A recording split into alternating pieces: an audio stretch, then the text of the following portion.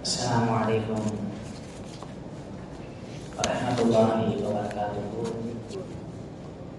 Alhamdulillahirabbil alamin. Assalatu wassalamu ala rasulihil karim wa ala alihi wa sahbihi ajma'in, amma ba'd. A'udzu billahi minasy syaithanir rajim. Bismillahirrahmanirrahim. Wa a'iddu lahum mastata'tum min quwwatin turhibuna bihi aduwwallahi wa aduwwakum. Qala Rasulullah sallallahu alaihi wasallam, innallaha yuhibbul mu'mina min nafsihi wa kama qala alaihi salatu wassalam. புகழனைத்தும் எல்லாம் ஜல்லஷானஹு தஆலா ஒருவனுக்கு உரித்தார்கள் மாங்குக. சாந்தியும் சமாதானம் அன்பும் கருணையும் அகிலத்தின் அருள்படை அனலங்கரமான ரசூலுல்லாஹி ஸல்லல்லாஹு அலைஹி வஸல்லம் அவர்களை சட்டம் இஸ்லாமை பின்பற்றி வாழ்ந்து வந்த உத்தம சத்திய சஹாபாக்கள், தாபியீன்கள், தபா தாபியீன்கள், நாதாக்கள், ஷஹாதாக்கள், நல்லடியார்கள், குறிப்பாக நாம் நம்மை சார்ந்தோர் அனைவரின் மீது நின்று கொன்றான் என்ற நிலவரமாகுக. எல்லாமல்ல ரப்பல் ஆலமீன் புனிதமிக்க இந்த ஜும்ஆவுடைய நாளில் நாம் செய்கின்ற அமல்களை எல்லாம் தானா ஏற்றுக்கொள்வானாக. இந்த ஜும்ஆவுடைய நாளில் நாம் செய்கின்ற துஆக்களை எல்லாம் தானா அங்கீகரிப்பானாக.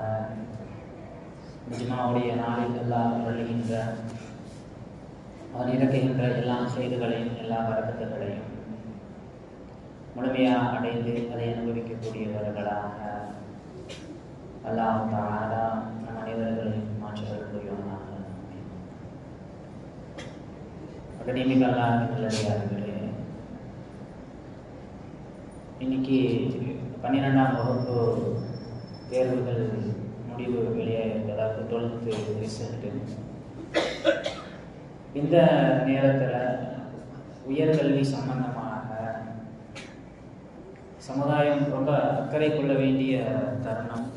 ஒரு பக்கம் தேர்தல், அதனுடைய முடிவுகள் அதெல்லாம் ஒரு பக்கம் நடந்தாலும் இப்போ இஸ்லாமிய சமூகம் கவனம் செலுத்த வேண்டிய முக்கியமான விஷயம் என்னன்னு சொன்னால், இப்போ வெளியாகி இருக்கின்ற அந்த 12ஆம் வகுப்பு தேர்வு முடிவுகள் இன்னைக்கு வெளியாகி இருக்குது.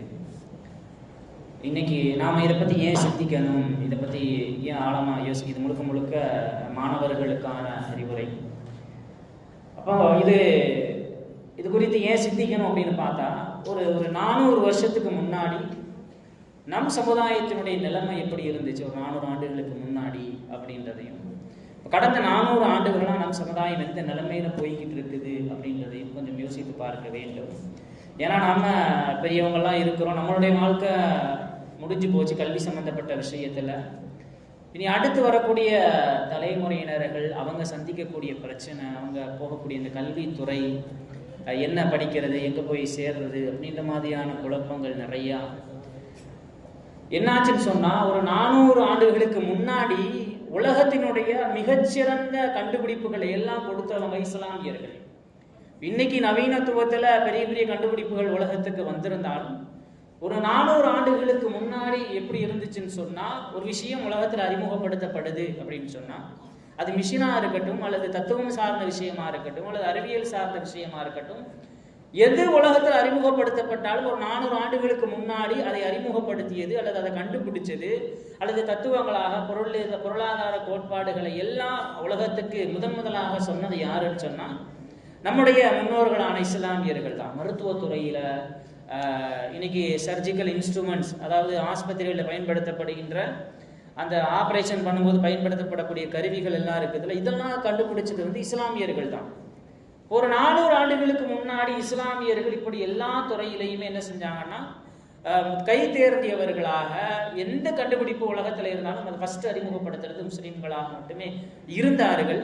ஆனால் இந்த 400 ஆண்டுகளா, கடந்த 400 ஆண்டுகளா என்னாச்சுன்னு சொன்னால், அப்படியே இஸ்லாமிய சமூகம் படிப்படியாக சரிந்து இன்னைக்கு எல்லா விஷயத்திலையுமே ஒரு பின்தங்கிய சமூகமாக நம் இஸ்லாமிய சமூகம் என்னாச்சுன்னு சொன்னால் மாறிக்கிட்டு வருது.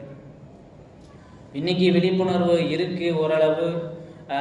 நம் சமூகத்தில் கல்வி குறித்த விழிப்புணர்வு, அடுத்து எந்த காலேஜில் படிக்கலாம், எந்த கோர்ஸை எடுக்கலாம், எந்த படிப்பை படிக்கலாம் அப்படின்ற விஷயத்தில் இன்னைக்கு ஓரளவு விழிப்புணர்வு இருக்கு. அதுக்கேற்ற நிகழ்வுகள் எல்லாம் பல இடங்களில் நடந்துகிட்டு இருக்குது. நம்ம பள்ளிவாசல்லையும் வருடாந்திரமாக என்ன செய்வோம்னு சொன்னால் தொடர்ச்சியாக விடாமல் அந்த நிகழ்வை நம்ம தவறாமல் நடத்திடுவோம். இப்போ இந்த மாதிரியான நேரத்தில் ஒரு விஷயத்தை நம்ம ஆழமாக விளங்கிக்கணும். அல் ஜஸாயி அப்படின்ற இமாம் அவங்க ஒரு விஷயத்த வரலாறு ஆய்வு செஞ்ச ஒரு விஷயத்த சொல்றாங்க. என்னன்னா, இஸ்லாமியர்கள் நூல்கள் எழுதுவதற்கு, புக்ஸை எழுதுறதுக்கும் கல்விக்காக இஸ்லாமியர்கள் செலவு செய்த தொகை மாதிரி உலகத்துல வேறு எந்த சமூகமும் என்ன செய்யலன்னு சொன்னா பொருளாதாரத்தை செலவழிக்காத ஒரு சமூகமாக இல்லை. இஸ்லாமிய சமூகத்தை தவிர்த்து முஸ்லீம்கள் தான் புக்ஸ் எழுதுறதுக்கும் படிக்க வைக்கிறதுக்கும் அல்லது படிப்பதற்கும் பெருங்கொண்ட பொருளாதாரத்தை செலவழிச்ச சமூகம் எந்த சமூகம் சொன்னா இஸ்லாமிய சமூகம் தான்.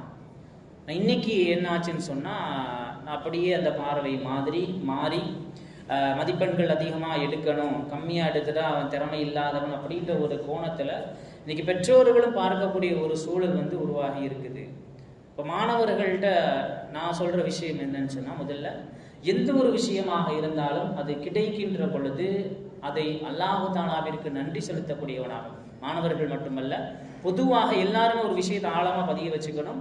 ஒரு விஷயம் நம்முடைய வாழ்க்கையில் அருள் கொடையாக அதிகமாக ஏதோ ஒன்று கிடைக்குது அப்படின்னு சொன்னால் அதை அல்லாஹ் தஆலாவிற்கு நன்றி செலுத்தக்கூடிய ஒரு வாய்ப்பாக அதை நாம பயன்படுத்திக்கிறோம்.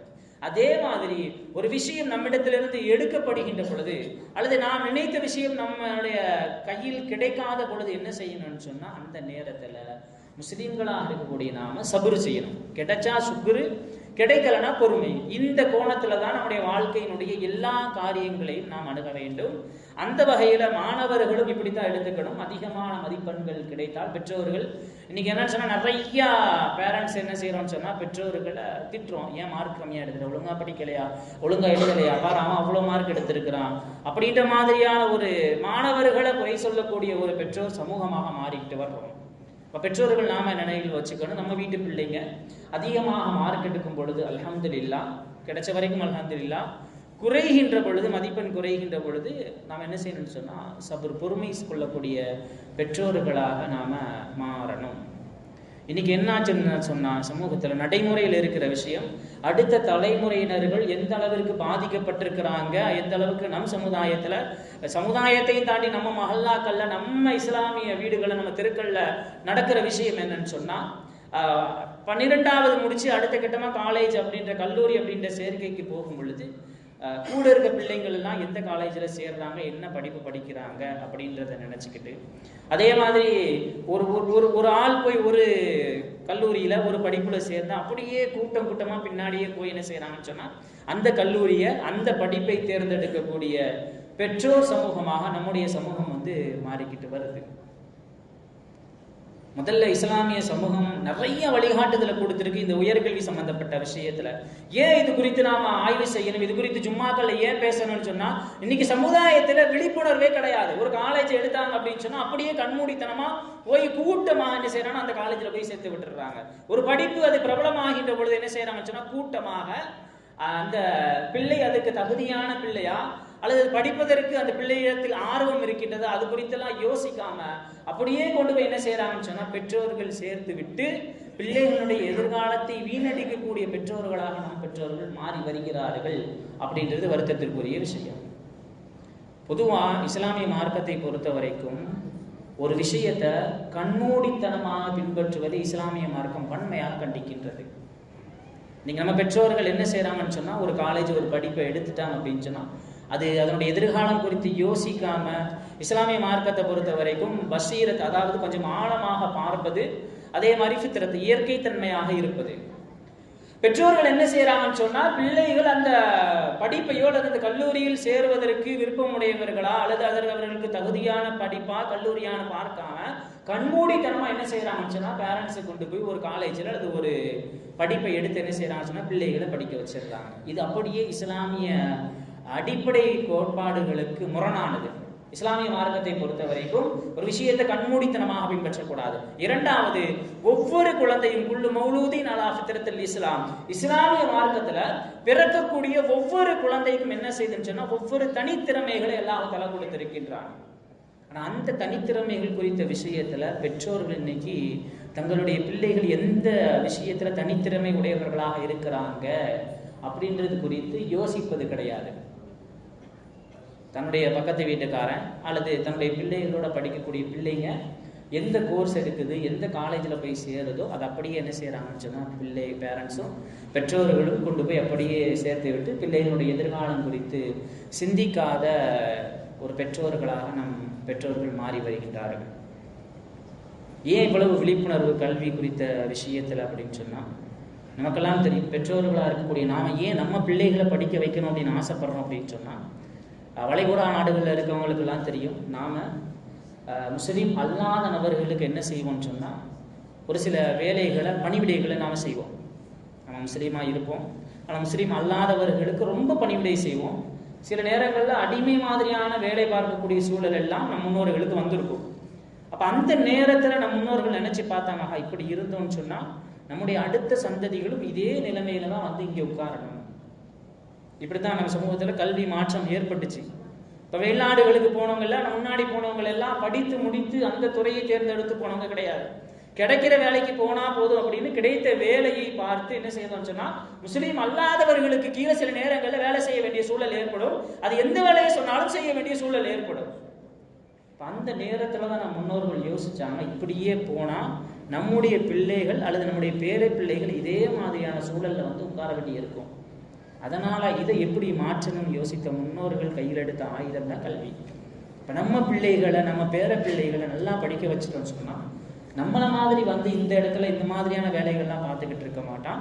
அப்போ அங்கே நமக்கு முதலாளியாக அல்லது நம்முடைய நாம் யார் கட்டுப்பாட்டுகளில் இருக்கிறோமோ அவங்கெல்லாம் படித்தவர்களாக இருந்ததால் நம்மை கட்டுப்படுத்தக்கூடியவர்களா அங்கே வளைகுடா நாடுகளில் அல்லது மற்ற நாடுகளில் அவங்க இருந்தாங்க.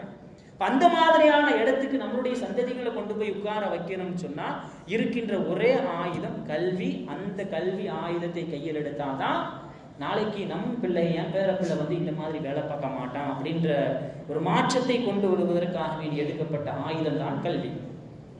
அதனாலதான் சமூகத்துல இப்படி கல்வியில ஏன் இவ்வளவு படிங்க, இந்த மாதிரியான விஷயங்கள் எல்லாம் தெரிஞ்சுக்கணும் அப்படின்னு சமூகத்துல அதிகமாக ஆர்வப்படுத்துவதற்கான காரணங்களை இதுவும் ஒண்ணு.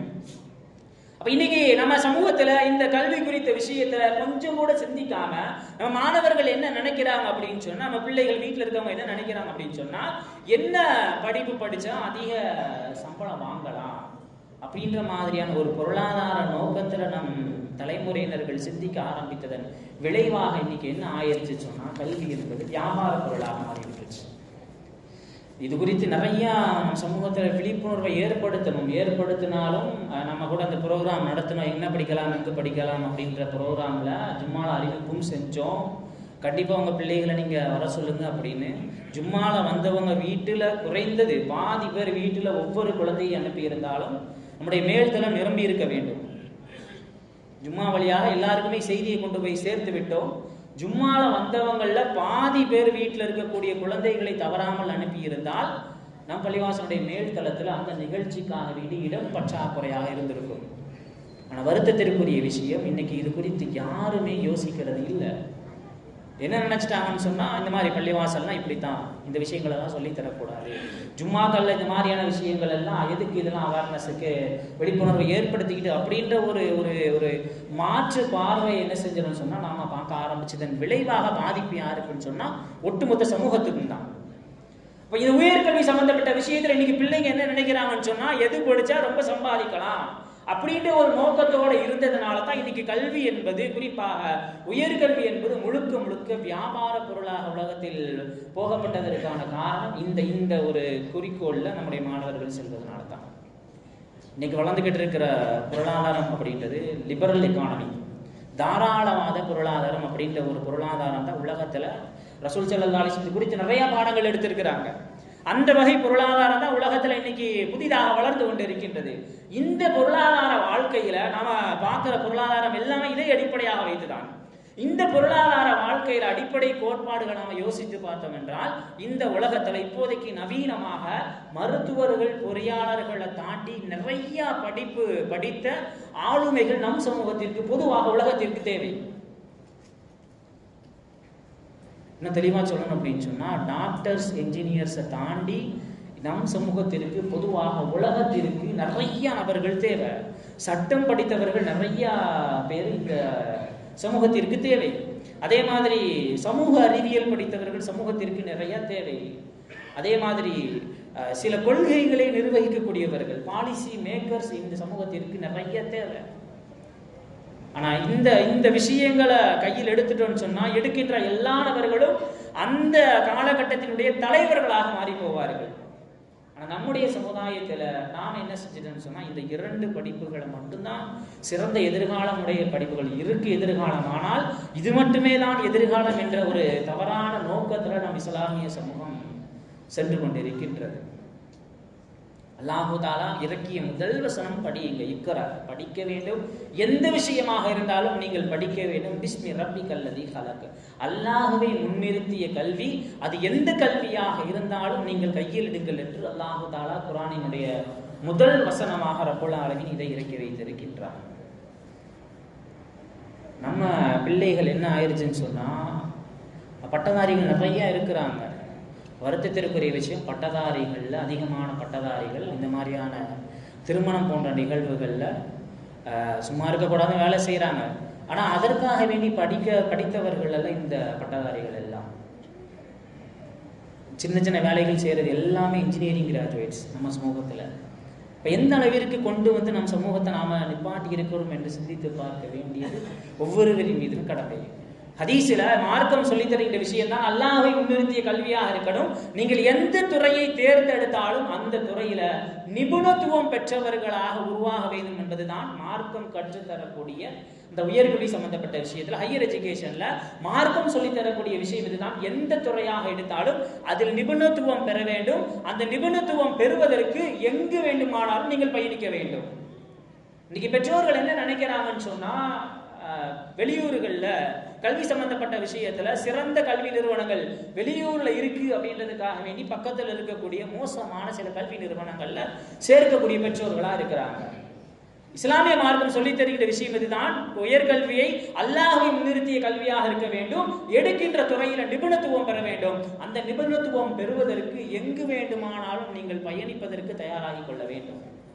மாணவர்கள் இதை ஆழமா மனசுல பதிய வச்சுக்கணும். ஹதீஸுகளை குர்ஆனுக்கு அடுத்த புத்தகமாக பேசக்கூடிய சஹீஹுல் புகாரி, அந்த புகாரி இமாம் தங்களுடைய ஹதீஸுகளை பதிவு செய்வதற்கு இன்னும் உங்களுக்கு தெளிவா சொல்லணும்னா, ஹதீஸ் அப்படின்ற அந்த துறையில எப்படி இன்ஜினியரிங் மெடிக்கல் அப்படின்ற துறை இருக்குதோ அதே மாதிரி ஹதீஸ் அப்படின்ற துறையில படிப்பதற்கு நிபுணத்துவம் பெறுவதற்கு இமாம் புகாரி ரஹ்மத்துல்லாஹி அலைஹி பல ஊர்களுக்கு பயணம் செய்வார்கள். எதற்காக? அந்த துறையில் நிபுணத்துவம் பெற வேண்டும் என்பதற்காக. அப்படி முயற்சி செய்த விளைவாகத்தான் குர்ஆனுக்கு அடுத்தபடியாக சஹீஹுல் புகாரி அப்படின்ற புத்தகம் இருக்குது. இதை நாம ஞாபகம் வச்சுக்கணும். இப்போ எந்த துறையாக இருந்தாலும் அதை எங்கு சென்றும் நிபுணத்துவம் பெறுவதற்கு நாம் பயணிக்க வேண்டும். நம்ம வீட்டு பக்கத்தில் இருக்குது, நம்ம ஊருக்கு பக்கத்தில் இருக்குது அப்படின்ற ஒரு நோக்கத்தோடு, ஒரு குறுகிய கண்ணோட்டத்தோடு கல்வி நிறுவனங்களை தேர்ந்தெடுக்கின்ற பொழுது அதை மாணவர்களுடைய எதிர்காலம் குறித்த விஷயத்துல சந்தேகத்தை ஏற்படுத்தும் பெற்றோர்களுக்கு என்பதை நினைவில் வைத்துக் கொள்ள வேண்டும். உயர்கல்வி சம்பந்தப்பட்ட விஷயத்துல நிறைய சமுதாயத்திற்கு கல்வியாளர்கள் தேவை. இன்னைக்கு நிறைய பட்டதாரிகளை வைத்திருக்கின்றோம், ஆனால் கல்வி கற்றவர்கள் நம்ம சமூகத்தில் குறைவு. நிறைய பட்டதாரிகள் இருக்கிறாங்க, ஆனா கல்வி கற்றவர்கள் கல்வியாளர்கள் இந்த சமூகத்தில் ரொம்ப குறைவாக தான் இருக்கிறாங்க. இது குறித்து அதிகமாக விழிப்புணர்வு நம் சமூகத்திற்கு தேவை. ரசூலுல்லாஹி ஸல்லல்லாஹு அலைஹி வஸல்லம் அவங்க சொல்லுவாங்க, இன்னைக்கு மார்க் குறைவாயிருச்சு அப்படின்ற பெற்றோர்கள் இருக்கிறாங்களா, அவங்களுக்கு ரசூல் ஸல்லல்லாஹு அலைஹி வஸல்லம் அவங்க ஒரு ஹதீஸ் நாம் பெற்றோர்கள் பிள்ளைகள்கிட்ட சொல்லணும். ஒரு விஷயத்துல நாம் நினைத்தது கிடைக்கவில்லை என்று சொன்னால் அப்ப ரசூல் ஸல்லல்லாஹு அலைஹி வஸல்லம் சில சஹாபாக்களுக்கு ஆசைப்பட்டது கிடைக்கல அப்படின்றப்ப ரசூல் ஸல்லல்லாஹு அலைஹி வஸல்லம் ஆறுதல் சொல்லுவாங்க, உன் திறமை மீது நீ நம்பிக்கை வைக்க வேண்டும். அதே போன்று உன்னுடைய எண்ணத்தை சரியான முறையில் வைத்து நீ செயலில் ஈடுபட்டால் அல்லாஹ் தஆலா அவனுடைய தௌஃபீக் உன்னை தேடி வந்தடையும் அப்படின்னு நாங்கள் ரசூலுல்லாஹி ஸல்லல்லாஹு அலைஹி வஸல்லம். இன்னைக்கு அவ்வளவு விஷயங்கள் இருக்குது, மாணவர்களுக்கு அதெல்லாம் தெரியாத ஒரு தலைமுறையினரே உருவாக்கிட்டு இருக்கிறாங்க. ரொம்ப வருத்தத்தோடு இதை நாம் கையில் எடுக்க வேண்டும். இன்னைக்கு 2024-25 காலங்கள்ல உலகத்துல ஆர்டிபிஷியல் இன்டெலிஜென்ஸ், அதாவது செயற்கை நுண்ணறிவு உலகத்தை ஆளக்கூடிய ஒரு துறையாக வளர்ந்துகிட்டு வந்துச்சு. ஆர்டிபிஷியல் இன்டெலிஜென்ஸ் அப்படின்னு சொல்லக்கூடிய செயற்கை நுண்ணறிவு உலகத்தை ஆளக்கூடிய துறைகளாக வளர்ந்துகிட்டு வந்துச்சு. அதன் மூலமாக பல நிறுவனங்கள் என்ன செஞ்சாங்கன்னா தங்களுடைய பணியாளர்களை வெளியேற்றுறாங்க. இப்படிப்பட்ட இந்த துறையில இஸ்லாமிய மாணவர்கள் எப்படி உருவாகணும் அப்படின்றத நாம் சிந்திச்சு பார்க்கணும். ஆர்டிஃபிஷியல் இன்டெலிஜென்ஸ், மாணவர்கள் நல்லா தெளிவாக கவனிக்கணும். ஆர்டிஃபிஷியல் இன்டெலிஜென்ஸ் செயற்கை நுண்ணறிவில் ஒரு கோட்பாடு ஒன்று இருக்குது, BAIS அப்படின்ற கோட்பாடு. அந்த கோட்பாடு என்பது முழுக்க முழுக்க இயற்கை நீதிகளுக்கு புறம்பான கோட்பாடுகள் எல்லாம் அந்த செயற்கை நுண்ணறிவுல இருக்குது. இன்னைக்கு இது குறித்து நிறைய இன்னைக்கு மாணவர்கள் எல்லாம் இன்ஜினியரிங் பொறியியல்ல இந்த செயற்கை நுண்ணறிவு குறித்த அந்த இதை எடுத்துட்டு போறாங்க. இது குறித்த விஷயத்துல இஸ்லாமிக் எத்திக்கல் திங்கிங், அதாவது இஸ்லாமிய தீர்வுகளை, அந்த இயற்கைக்கு மாற்றமான விஷயங்களை இஸ்லாமிய விழுமியங்களோடு யாரு தீர்வுகளை கொடுக்கின்றார்களோ அந்த நபர்களுக்கெல்லாம் உலகத்துல பெரிய வாய்ப்புகள் கொட்டி கிடக்குது. ஆனா நம்ம மாணவர்கள் அது குறித்து, அந்த துறை குறித்து சிந்திப்பதே கிடையாது. பொதுவாக அறிவியல் என்பது முழுக்க முழுக்க இஸ்லாமிய மார்க்கம் அல்லாஹ்வை அறியக்கூடிய ஒரு சாதனமாக, ஒரு கருவியாக இஸ்லாமிய மார்க்கம் அறிவியலை பார்க்கின்றது. இன்னைக்கு என்ன ஆச்சுன்னு சொன்னா, நம்ம பிள்ளைகள் வெறும் ஏதோ ஒரு குருட்டுத்தனமான ஒரு தேர்வை நோக்கி நம் பிள்ளைகள் நகர்ந்து கொண்டிருக்கின்றார்கள். எந்த துறையை எடுத்தாலும் நிபுணத்துவம் பெறக்கூடிய பிள்ளைகளாக நம் பிள்ளைகளை உருவாக்க வேண்டும். இரண்டாவது, இக்ர ஓத வேண்டும், பிஸ்மி ரப்பிக்கல்லதி ஹலக், அல்லாஹ்வை முன்னிறுத்திய கல்வியாக உங்களுடைய கல்வி இருக்க வேண்டும் அப்படின்னு சொன்ன அல்லாஹு தாலா அடுத்த வசனத்தை என்ன சொல்றான், ஹலக்கல் இன்சான மின் அலக், இரத்த கட்டியிலிருந்து அல்லாஹு தாலா மனிதனை படைத்தான் அப்படின்ற வசனத்தையே அல்லாஹு தாலா ஓதுவீராக படியுங்கன்னு சொல்லிட்டு அடுத்து சொல்லணும். அது குறித்து நாம் சிந்திக்க வேண்டும். அல்லாஹ்வை முன்னிறுத்திய கல்வியாக இருக்க வேண்டும். ஆராய்ச்சி சம்பந்தப்பட்ட கல்வியாக இஸ்லாமிய சமூகத்தினுடைய கல்வி இருக்க வேண்டும். நபியே ஓதுங்க, அல்லாஹ்வுடைய பெயர் சொல்லி ஓதுங்க. ஆனா எப்படி நீங்க ஓதணும்னு சொன்னா முழுக்க முழுக்க ஆய்வு ரீதியான கல்வியாக, ஓதுதலாக உங்களுடைய ஓதுதல் இருக்க வேண்டும்.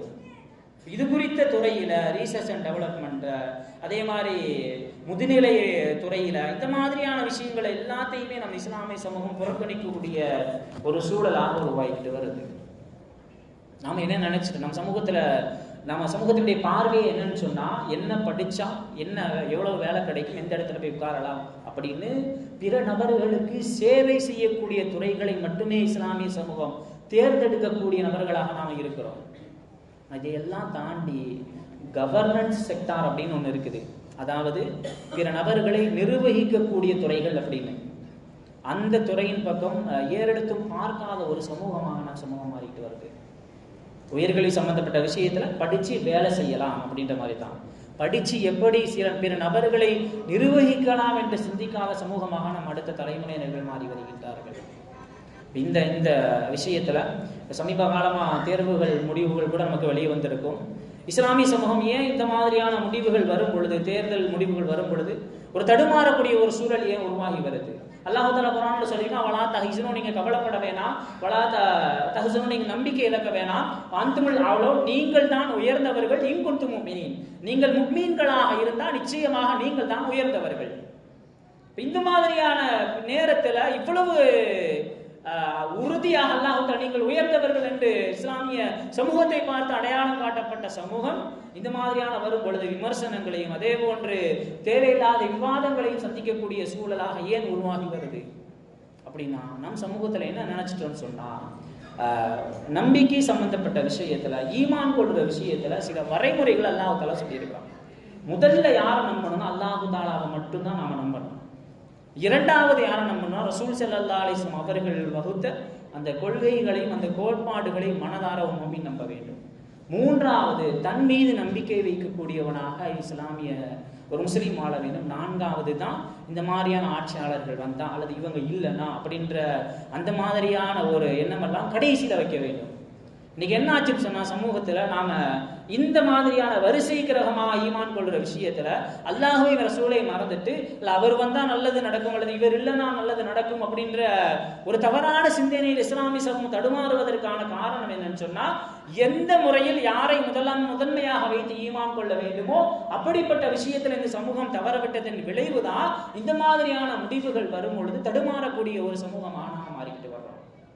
இது குறித்த விஷயத்தில் விழிப்புணர்வோடு இருக்க வேண்டும். இரண்டாவது, நம் சமூகம் பாதுகாப்பான சமூகமாக இருக்க வேண்டும் என்று சொன்னால், நாம் எப்படி இந்த வேலை பார்க்கக்கூடிய நபர்களாக பட்டதாரிகளாக உருவாக்குறோமோ அதை தாண்டி நிர்வகிக்கக்கூடிய துறை நிபுணர்களாக நாம் உருவாக்கணும். உதாரணத்துக்கு, ஒரு மாவட்டத்தில் கலெக்டரு ஒரு முடிவு எப்படி நம்ம சமூகம் உருவாக்கணும் அப்படின்றத நாம யோசித்து பார்க்க வேண்டும். ஒரு மாவட்டத்தில் கலெக்டர் ஒரு ஸ்கீமை கொண்டு வர்றாங்க அப்படின்னு சொன்னா, ஒரு திட்டத்தை கொண்டு வராங்க, ஆட்சியாளர்கள் அந்த அவங்களெல்லாம் தாண்டி நம் மாவட்டத்தினுடைய பொறுப்புதாரியா இருக்கக்கூடிய மாவட்ட ஆட்சியர் ஒரு ஸ்கீமை ஒரு இதை நம்ம மாவட்டத்தில் நடைமுறைப்படுத்த வேண்டும் என்று சொன்னால் கண்டிப்பாக சில நபர்களிடத்தில் ஆலோசனை பெறாமல் அது எந்த திட்டமாக இருந்தாலும் அதை நடைமுறைப்படுத்த முடியாது. இது அரசாங்க விதிகள். மாவட்ட கலெக்டர் ஒரு ரூலை இம்ப்ளிமெண்ட் பண்ணணும்னு சொன்னா சில நிபுணர்கள் எல்லாம் இருக்கிறாங்க, அவங்கள்ட்ட அனுமதி கோராமல் அல்லது ஆலோசனை பெறாம அந்த திட்டத்தை நாம் என்ன செய்யணும், நடைமுறைப்படுத்த முடியாது. அந்த ஆலோசனை வழங்கக்கூடிய இடத்துல கொண்டு போய் நம் தலைமுறையினர்களை உட்கார வைக்கின்ற பொழுதுதான் நம் பகுதி வெளி மாநிலங்களை தாண்டி நம்ம ஊர் இந்த மாதிரியான பாதுகாப்பான சூழல்ல இருக்கணும்னா இந்த மாதிரியான துறைகள்ல ஆளுமை மிக்க துறைகள்ல கொண்டு போய் நம் அடுத்த தலைமுறையினர்களை உருவாக்குகின்ற முயற்சியில் நம் சமுதாயம் ஈடுபட வேண்டும். இந்த உயர்கல்வி சம்பந்தப்பட்ட விஷயம் நிறைய மாணவர்களுக்கு நிறைய நீங்க தெரிஞ்சுக்கணும். முதல்ல எப்படி இந்த விஷயங்களை நாம உயர்கல்வி சம்பந்தப்பட்ட விஷயத்துல எப்படி ஒரு விஷயத்தை கையில் எடுக்கணும் அப்படின்னா, முதல் விஷயம் மஷூரா அப்படின்ற ஆலோசனை என்பது அதிகமாக இந்த துறை சம்பந்தப்பட்ட விஷயத்துல நீங்க செய்யணும். ஏன் ரசூல் ஸல்லல்லாஹு அலைஹி வஸல்லம் மஷூராவை அவ்வளவு முன்னிறுத்து வஷாவிரும் ஃபில் அம்ர், மஷூரா செய்யணும் அப்படின்னா முதல்ல அந்த மஷூரா செய்வதற்கு தகுதியானவர்களோடு உண்டான தொடர்பை என்ன செய்யணும்னா மாணவர்கள் ஏற்படுத்திக்கணும். உயர்கல்வி சம்பந்தப்பட்ட விஷயத்துல நீங்க ஆலோசனை ஒரு ஆள்கிட்ட கேட்கிறீங்கன்னா அந்த ஆலோசனை கேட்பதற்கு உண்டான 10 நிபுணர்களுடன் உண்டான தொடர்பை மாணவர்கள் ஏற்படுத்திக் கொள்ள வேண்டும். இரண்டாவதாக நீங்க தேர்ந்தெடுக்கக்கூடிய துறையில எல்லாத்தையும் தாண்டி ஒரு தடவை அல்லாஹு தஆலாட்ட இஸ்திகாரா செய்துவிட்டு அந்த துறையை தேர்ந்தெடுக்க வேண்டும். மூன்றாவதாக திறமைக்கு முன்னுரிமை கொடுக்க வேண்டும். நான்காவதாக நான் எடுக்கின்ற இந்த கல்வி அல்லது இந்த கல்லூரி எனக்கும் என் சமூகத்திற்கும் அந்த பங்களிப்பை எப்படி வெளிப்படுத்தும் என்கின்ற இந்த 4 விஷயங்களை அடிப்படையாக வைத்து மாணவர்கள் கல்லூரியை தேர்ந்தெடுக்க வேண்டும். பெண்கள் குறித்து இன்னைக்கு பெண் கல்வி அப்படின்னா இன்னைக்கு பெற்றோர்கள் என்ன செய்யறாங்க அப்படின்னு சொன்னா, பிள்ளைய படிக்க வைக்கணும் அப்படின்றதுக்காக வேண்டி பெண் பிள்ளைகளை சம்பந்தமில்லாத படிப்புகளை எல்லாம் அதை எப்படியாச்சும் படிக்க வைக்கணும் பல லட்சங்கள் என்ன செய்யறாங்கன்னா கொட்டக்கூடிய ஒரு சூழல் இஸ்லாமிய சமூகத்தில் உருவாக்கி வருகின்றது. ரசூல் ஸல்லல்லாஹு அலைஹி வஸல்லம் அவர்கள் பெண்களை எப்படிப்பட்ட கல்வியாளர்களாக உருவாக்கினார்கள் என்று பெண் பிள்ளைகளை பெற்ற பெற்றோர்கள் ஆழமாக மனதில் நிறுத்த வேண்டும். ரசூல் ஸல்லல்லாஹு அலைஹி வஸல்லம் அவங்க சஹாபாக்களை ஒரு சில அடிப்படை கல்வியாளர்களா உருவாக்குனாங்க. முதல்ல பெண்கள் எப்படிப்பட்ட கல்வியாளர்களா உருவாக வேண்டும், சமூகத்துல பெண்களை நாம் எப்படி உருவாக்கணும்னு சொன்னா மருத்துவர்களாக உருவாக்கக்கூடிய ஒரு சமூகமாக நாம மாறணும். இன்னைக்கு நம்ம சமுதாயத்துல மகளிர் நிபுணத்துவம் பெற்ற மருத்துவர்கள் எண்ணிக்கையை எடுத்து பார்த்தோம்னா ரொம்ப குறைவு. ஆயிஷா ரலியல்லாஹு தஆலா அன்ஹா, அதே மாதிரி ருவைதா பின்த் வலீத் ரலியல்லாஹு தஆலா அன்ஹா, இவங்க எல்லாம் ரசூல் ஸல்லல்லாஹு அலைஹி வஸல்லம் அவர்கள் போர்ல வந்து மருத்துவம் பார்க்கக்கூடிய மருத்துவர்களா ரசூல் ஸல்லல்லாஹு அலைஹி வஸல்லம் உருவாக்கி வச்சிருந்தாங்க. அப்ப பெண் பிள்ளைகளை கல்வி ரீதியாக பக்குவப்படுத்துகின்ற உருவாக்குகின்ற நாம் அவங்களுக்கு முதலாவதாக மருத்துவர்களாக உருவாக்கக்கூடிய ஒரு சூழலை நாம் உருவாக்கணும். அது கிடைக்கலையா, அடுத்த கட்டமாக ஆசிரியர்களாக நம்முடைய வீட்டு பெண்மணிகளை உருவாக்க வேண்டும். ஆயிஷா ரலியல்லாஹு தஆலா அவங்கள பார்த்து ரசூல் ஸல்லல்லாஹு அலைஹி வஸல்லம் உங்க தீனினுடைய பாதியை இந்த ஆயிஷாட்ட இருந்து எடுத்துக்கங்க அப்படின்னு சொன்னார்கள் என்றால் எந்த அளவிற்கு சமூகத்தினுடைய ஆசிரியையாக ஒரு டீச்சராக அன்னை ஆயிஷா ரலியல்லாஹு தஆலா அவர்களை ரசூல் ஸல்லல்லாஹு அலைஹி வஸல்லம் அவங்க உருவாக்கி இருப்பாங்க அப்படின்றத சிந்தித்து பார்க்க வேண்டும். மூன்றாவதாக அதிகமாக சமூகத்துல உளவியல் நிபுணர்கள் சைக்காலஜிஸ்ட் அதிகமா நம் சமூகத்துல தேவை. குடும்பங்களுக்கு மத்தியில உறவுகளுக்கு மத்தியில அதிகமான பிரச்சனைகள், குறிப்பாக பெண்களுக்கு இருக்கக்கூடிய பிரச்சனைகளை தீர்க்கக்கூடிய உளவியல் நிபுணர்கள் நம் சமுதாயத்துல குறைவு. ஹதீஜா ரலியல்லாஹு தஆலா அன்ஹா, நம்மள ஆன்மீக பார்வையா மட்டுமே ஹதீஜா ரலியல்லாஹு தஆலா அவங்கள பார்க்கிறோம். ரசூல் ஸல்லல்லாஹு அலைஹி வஸல்லம் ஹிரா போயிற ஜிப்ரீல் அலைஹிஸ்ஸலாம் அவங்கள பார்த்துட்டு ஜம்மிலூனி என்ன போர்த்துங்க எனக்கு ஒரு மாதிரியா இருக்குது அப்படின்னு வரும் பொழுது ஹதீஜா ரலியல்லாஹு தஆலா அன்ஹா ரசூல் ஸல்லல்லாஹு அலைஹி வஸல்லம் அவர்களுக்கு உளவியல் ரீதியாக மன ரீதியாக பக்குவப்படுத்தக்கூடிய ஒரு பெண்மணியாக ஒரு சைக்காலஜிக்கல் கவுன்சிலராக அன்னை ஹதீஜா ரலியல்லாஹு தஆலா அன்ஹா அவர்கள் இருந்தார்கள். அப்படிப்பட்ட மருத்துவர்களாக, ஆசிரியர்களாக, உளவியல் நிபுணர்களான பெண் பிள்ளைகளை நாம உருவாக்க வேண்டும். இப்படிப்பட்ட ஒரு கட்டமைப்போடு நம் சமூகம் பயணிக்கின்ற பொழுதுதான் மாணவர்கள் இருக்கிறீங்க, நீங்கள் கல்லூரிக்கு செல்லுகின்ற பொழுது எந்த அளவிற்கு உங்களுடைய வாழ்க்கையை நீங்கள் அமைத்துக் கொள்ள வேண்டும். இமாம் நவவி ரஹ்மத்துல்லாஹி அலைஹி நேர மேலாண்மை சம்பந்தப்பட்ட விஷயத்தில் மாணவர்கள் அதிக கவனம் செலுத்த வேண்டும். இமாம் நவவி ரஹ்மத்துல்லாஹி அலைஹி அவங்களுடைய வாலிப வயசுல கல்வி கற்க போவாங்க. ஒரு நாளைக்கு 12 ஆசிரியர்களிடம் 12 விதமான பாடத்தை கற்கக்கூடியவர்களாக இமாம் நவவி ரஹ்மத்துல்லாஹி அலைஹி இருந்தாங்க. அல்லாஹ் ரசூல் ஸல்லல்லாஹு அலைஹி வஸல்லம் அவங்க ஷபாபக ஹபல் ஹரமிக, வயோதிகத்திற்கு முன்னால் வாலிபத்தை முற்படுத்திக் கொள்ள அப்படின்னா நம்ம ஆன்மீக பார்வையாக மட்டுமே பார்க்கின்றோம். வயோதிகத்தில் நீங்கள் அமைதியாக ஓய்வில் இருக்க வேண்டும் என்று சொன்னால் உங்களுடைய வாலிபத்தை நீங்கள் சரியான முறையில் பயன்படுத்திக் கொள்ள வேண்டும். அதே மாதிரி அதிகாலை நேரம் மாணவர்கள் கல்லூரிக்கு செல்லுகின்ற பொழுது, கல்லூரியை தேர்ந்தெடுக்கின்ற பொழுது அதிகாலை நேரம் இமாம் புகாரி ரஹ்மத்துல்லாஹி அலைஹி வரலாற்றை அவ்வளவு ஆழமா நாம தெரிஞ்சுக்கணும். புகாரி ரஹ்மத்துல்லாஹி அலைஹி ஏன் அவங்களுடைய புத்தகம் கொண்டு வந்து குர்ஆனுக்கு அடுத்த நிலைமையில வைக்கப்பட்டுச்சுன்னா, புகாரி ரஹ்மத்துல்லாஹி அலைஹி தங்களுடைய ஹதீஸினுடைய அந்த கிதாபுகளை எல்லாத்தையுமே என்ன செய்வாங்கன்னா, தஹஜ்ஜுடைய நேரத்துல விளக்க பத்த வச்சு தஹஜ்ஜுத் ஃபஜ்ருடைய நேரத்துல தான் புகாரி ரஹ்மத்துல்லாஹி அலைஹி தாங்கள் கோர்வை செய்த ஹதீஸுகள் என்ன செய்வாங்கன்னா சரி பார்ப்பார்களாம். அப்படிப்பட்ட நேரத்தை சரியான முறையில் பயன்படுத்தியதன் விளைவாகத்தான் அவங்க உருவாக்கின இந்த சஹீஹுல் புகாரி அப்படின்றது குர்ஆனுக்கு அடுத்த நிலையில் வைத்து பார்க்கப்படுகின்றது. இது எல்லாத்திற்கும் மேலாக நம் சமூகம் உயர்கல்வியில் சரியான பாதையில் பயணிக்க வேண்டும் என்று சொன்னால், சமூகத்தில் பொருளாதார வளம் படைத்தவர்கள் திறமை இருந்தும் முன்னேற முடியாத அல்லது பொருளாதாரத்தில் பின்தங்கி இருக்கின்ற மாணவ மாணவிகளை அடையாளம் கண்டு அவர்களுக்கு தகுந்த முறையில் தங்களுடைய பொருளாதார உதவியை வழங்குகின்ற பொழுதுதான் இஸ்லாமிய சமூகம் எப்படி 400 ஆண்டுகளுக்கு முன்பு உயர்கல்வியில் அதே போன்று அறிவியல் கண்டுபிடிப்புகளில் சிறந்த சமூகமாக இருந்ததோ அப்படிப்பட்ட சமூகமாக மாறும். அல்லாஹு தாலா அப்படிப்பட்ட வாய்ப்புகளை நம் சமுதாயத்திற்கு ஏற்படுத்தி தந்தவர்கள் புரிவானாக. வஹர் தஅவானா அல்ஹம்துலில்லாஹி ரப்பில் ஆலமீன். அஸ்ஸலாமு அலைக்கும் வரஹ்மத்துல்லாஹி வபரகாத்துஹு. சுன்னத்துடைய தொழாதவர்கள் தொழுதுகள்.